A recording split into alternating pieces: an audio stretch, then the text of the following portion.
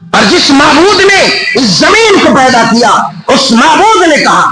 لا تسجدوا للشمس ولا للقمر واسجدوا للہ الذی خلقہن ان کنتم ایاہ تعبدون۔ اے میرے بندو لا تسجدوا للشمس ولا للقمر، نہ ہی سورج کا نہ ہی چاند کا اور نہ ہی کسی اور مخلوق کا سجدہ ہوگا۔ لا تسجدوا للشمس ولا للقمر واسجدوا للہ الذی خلقہن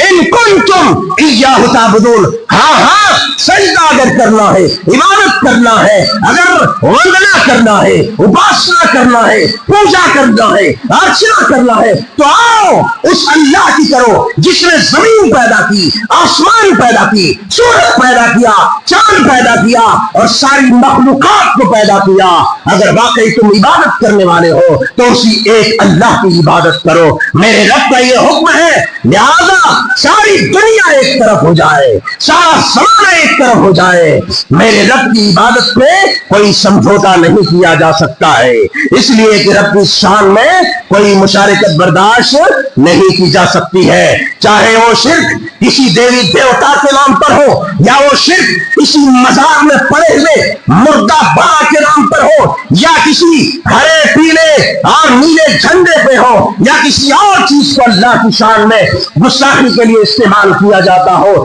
یا اللہ کا شریک کو سچ ٹھہرایا جاتا ہو، ان میں سے کسی کو برداشت نہیں کیا جا سکتا۔